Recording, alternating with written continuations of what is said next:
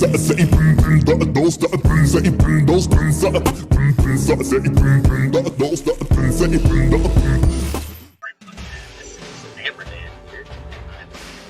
to you guys about what I did to prep against Peachyclouds. Today I'll only be going over my Gen 8 game and not the rest of my games because that would make for a very, very long video.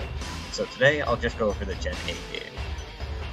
So, first let's go on to the team. His name's Duo Amphibian because that's the guy I got it from. And most of this team is basically derived from ideas that he put on his team, which you can see in his replays if you look them up. And it's also the main team he spammed to get into BLT, which is a whole other deal. But for the purposes of this video, I'll be talking about how I use this team to beat Peachyclouds in round 9 of Monotype Generations. So, first we can talk about Ditto. Ditto is just a standard choice card set, and he's normally really good on normal. I personally think that he's required, and there's not really much to go into detail about Ditto. It's just that he's a choice scarper. If you put him in, you can just revenge kill anything that comes out afterwards. This Pokemon is very important in the Dragon matchup that I'm scared of, but more on matchup things later. Next up we have Diggersby. Diggersby here sports a really nice Focus Sash set that takes advantage of spikes. And spikes are actually Normal's only form of hazards. They don't really have another good hazard setter besides Diggersby here. And Diggersby does an alright job of threatening out most people, thanks to its ability and huge power, but unfortunately it doesn't do much outside of that. Also, I unfortunately have to sacrifice having a very powerful normal stat in favor of having Quick Attack, just so I can have priority, because we absolutely need Fire Punch in order to threaten out certain steel types. Moving on, we have Braviary, who's a choice scarf user, and is basically our main form of speed control and hazard. Braviary uses Brave Bird in close combat for obvious reasons, and uses U-turn for pivoting. Braviary's not that strong on its own, but boosted by Defiant, it can be a really dangerous Pokemon, especially against opposing Defiants. Next up, we have Beware. Beware is one of the best Pokemon on this team, and also one of the main reasons why I chose Normal. More on that later. But this Substitute and Darkest Lariat set actually helps to solo steal for the most part, and also really help against a lot of physical attackers like Terrakion and sometimes even Melmetal if it gets really bad. Next we have Obstagoon. And Obstagoon is actually an interesting choice. So, the reason why I have him on this team over Indeedee is because he opens up more opportunities to destroy a team with Facade and close combat, because his stab coverage is very good. And while Indeedee's is also no slouch, I looked in Peachyclouds replays and I found that he had a Dark Team that he liked to use a lot, and Indeedee was not going to help a lot with that Dark Team. Sure, it has Dazzling Cleave and all that, but it wasn't going to help that much outside of that. And even though Obstagoon isn't really going to switch in against a lot of Dark types, he still would generally not be as useless as Indeedee would be in that matchup. So I decided to put him on the team as a result, and also he's just a naturally very good breaker, and also has the ability to use Obstruct, which is a very good scouting move. And you'll see why this move is very useful later on in the match. And last but not least, we have Heliolisk, the biggest part of this team. So I actually ran choice specs on Heliolisk, unlike most people, because I feel like the extra power is definitely needed, especially in this generation with some really bulky things, taking the metagame. So Thunderbolt, Focus Blast, Hyper Poison, and Grass Knot were the choices I used. Now normally, most people would have Volt Switch on Heliolisk, but I don't have it because obviously I have a choice spec set. But even on choice specs, you might think that Volt Switch is a good option, and definitely better than Hyper Voice, right? But I figured that I just didn't, since I was choice spec, I didn't want to get easily pulled by anything, and I didn't want to lose out on having Thunderbolt's power. So I decided not to go for it, but in the end, I still think Volt Switch is definitely a good option on this team, but for the purposes where I needed Heliolisk, I didn't need it, in my opinion. So, without further ado, let's move on to the games.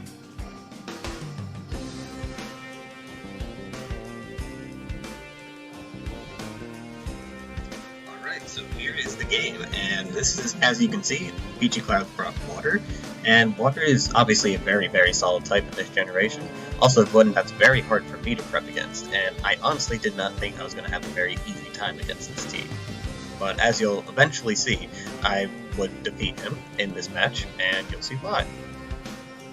So first off, I lead with Obstagoon. Now, the reason I led with Obstagoon here is because I didn't want to go with Heliolisk, due to him having Seismitoad and immediately having to guess what he was going to do with Seismitoad or not was definitely not something I wanted to deal with. So, the main reason I would lead with Heliolisk normally would be because I outsped Keldeo and I already knew his Keldeo set wasn't Scarf. But because I didn't want to potentially lose Heliolisk and have to risk some stuff, and also because I thought that Araquanid would be Mirror Coat Lockenberry, because I noticed a few people have run that, I decided to go with Obstagoon instead because I felt like that was a much more safe choice. And as you can see, it was a much safer choice. So he would go and set up Sticky Webs, which unfortunately I don't have Taunt on this set, but he'll be fine, as you'll see later. But yeah, I get rid of that Araquanid. He can't do anything about it because I'm very strong. Then I pull out Obstruct, which is very good against Dracovish, because it reduces a lot of the guessing games you have to make against this Pokemon, and honestly, my team would get completely obliterated if I didn't have something like this to constantly just figure out what he was going to do. Because Beware can only take so many hits at once, and then once he gets worn down, you can't do anything about it.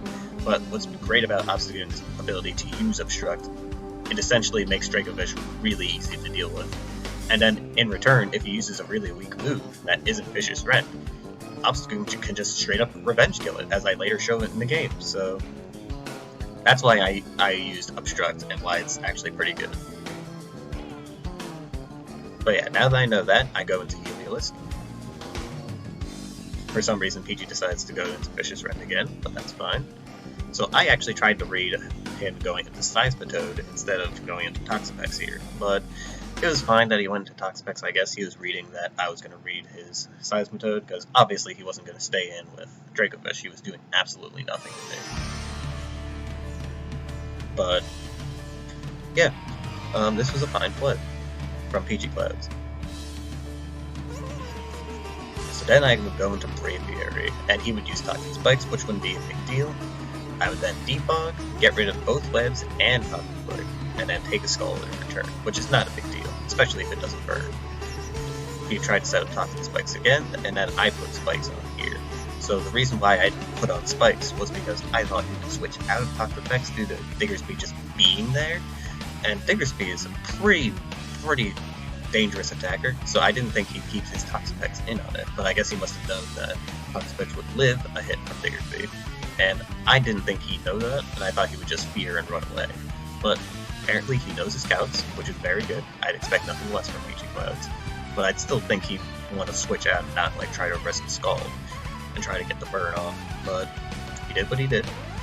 But I did get a Spike off, and while my Diggersby did get burned as a result of that play, which I deserved, in the end I didn't really need Diggersby all that much, especially in this matchup because it's water, so he wasn't going to do a lot, even with the priority.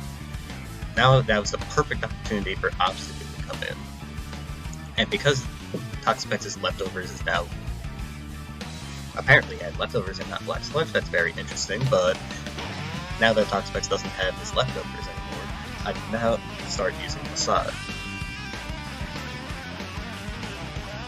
And Facade, as you saw, did 55 damage, so that means if I keep using this move, despite taking 6 damage every turn, I would eventually kill Toxapex no matter what Peachy tried. But unfortunately, Peachyclouds gets crit on this turn. I apologize for it, as you can see in the chat, but I still feel really bad about critting him there, because it just feels silly. I feel like the game could have potentially gone different, because as you can see here, I'm going to take a hit from Dracovish. So if I hadn't taken damage there, if I hadn't crit there, I actually would have been in a harder situation to deal with Dracovish, because Dracovish would have killed Obstagoon if I hadn't crit him there, and if I had just actually worn him down as I would with the sun and taking the constant chip damage. So that crit really did matter. He may not have thought it did at first, but it really did matter at the end. And also, even though I could go into Beware, there was toxic spikes now, so that would have been not good at all. But yeah, moving on from that, we have Pelipper, who I know isn't Scarf, so I decide to use Facade. And for some reason, he decides to go Keldeo. I don't particularly know why he decided to sack Keldeo here, but this isn't his match analysis, this is mine. So yeah, I would go into Ditto here to try and kill his Seismitoad. Obviously, his Seismitoad has a boosting item that makes him stronger than me, but because I know this, I put in Beware. So this play is absolutely fine. He puts in Pelipper to revenge kill my Beware, but I then double into Braviary, who then gets completely destroyed. But because he did that, now I have confirmation that he's actually not Scarf. So I put in Heliolisk for free. And then I spam Hyper Voice, so I don't get overconfident with Grass Knot. Because if he used Grass Knot, if I used Grass Knot and he kept stayed in and went Hurricane, that would have been very bad for me. Because Grass Knot does very little damage to Pelipper. So yeah. But yeah, the rest of the game went by just as you'd think it would, and I won because of Heliolisk being great and Obstagoon being able to pivot out from the very dangerous Dracovish. While I did get a little lucky with the crit on Toxapex, I feel like it didn't really matter too much because I feel like I would have been able to play my way out of it anyway. But yeah, that's how this game went, and if you're interested in anything I did, let me know in both Showdown and on Discord if you can find me. But before we close out, I'll put some closing thoughts on the team and the entire game in general.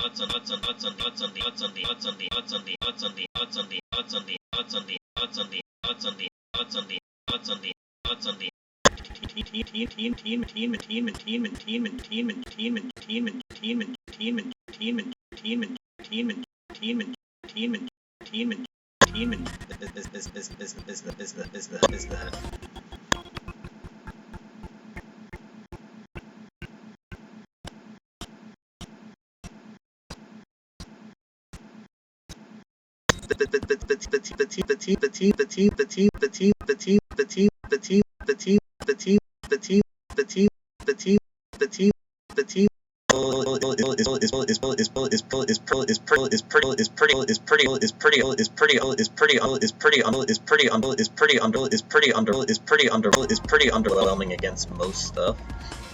Well, not most stuff, but most tournament builds, it doesn't do very well against. It does pretty decent on the ladder, especially against some of the most popular types, but I wouldn't say it's very good in a tournament setting, besides the fact that Peachy, I already knew that Peachy was using Dark and Water, and it just so happened to be very good against those types. But against types like, let's say, Dragon, it would suffer a little bit more, and especially against a really well-crafted Psychic team, I feel. Because even though Obstagoon is a great Pokemon for dealing with Psychic, he would get worn down very easily, and the rest of these Pokemon don't really have a good way of dealing with Psychic Spam, so I had to be really careful if he actually ended up bringing Psychic, but he didn't, which was good. I feel like this team is pretty solid, but I wouldn't say it's the absolute best a normal team could be. I still feel like Indeedee is very important, and if you don't have it on your team, I still feel like you're risking losing a lot, especially since Poison is actually pretty decent this gen. I wouldn't say it's the best or like a meta-defining type, but it's definitely something to watch out for.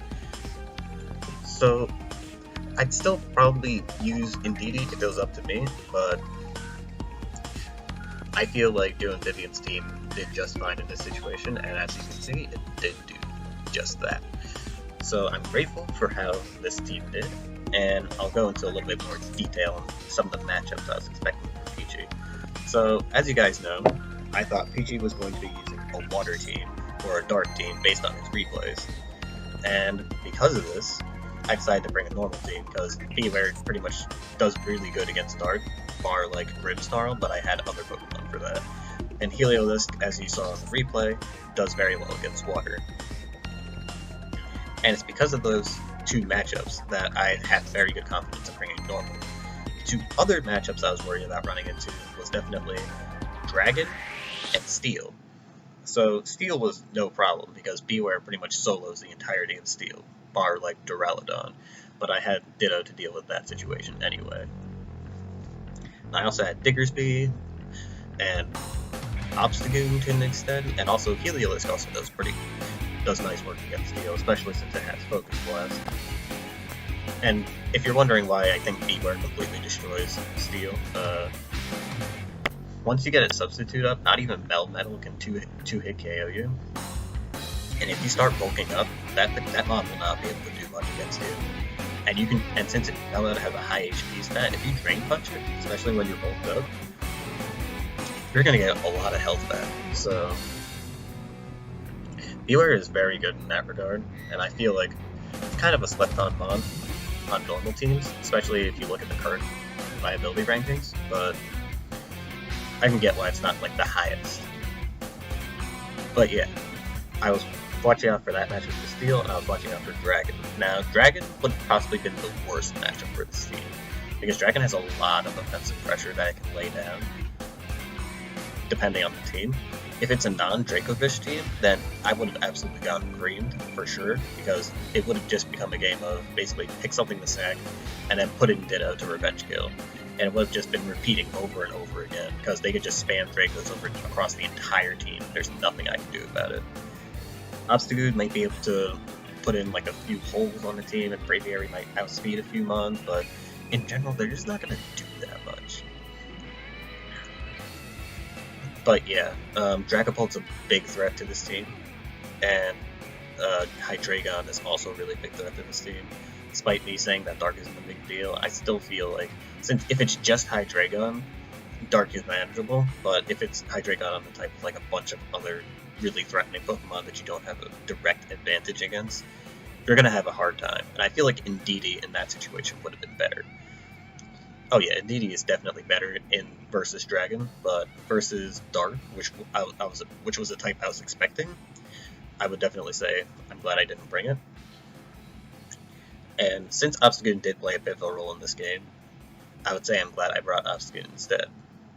But yeah, those are the 4 matchups I was watching out for, and those are my final thoughts. I think PG played the game pretty good, and I think I did also a pretty good job. I didn't do too many outplays. I actually got punished for 1 outplay, and there were some very, very minor hacks that didn't really matter that much in the game. All in all, I think it was a pretty decent game. Not one of the best games of all time, obviously, but I'm still satisfied with how that game went. And I hope you guys enjoyed it too, and I hope you enjoyed this analysis. Thank you, and stay tuned for the next 2 episodes where I cover the Gen 7 and our Gen 6 game. Bye, have a good day.